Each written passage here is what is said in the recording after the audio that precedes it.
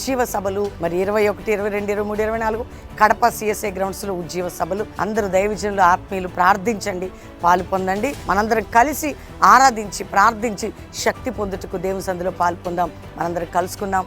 దేవుడు మీ అందరినీ దీవించును గాక. Praise the lord.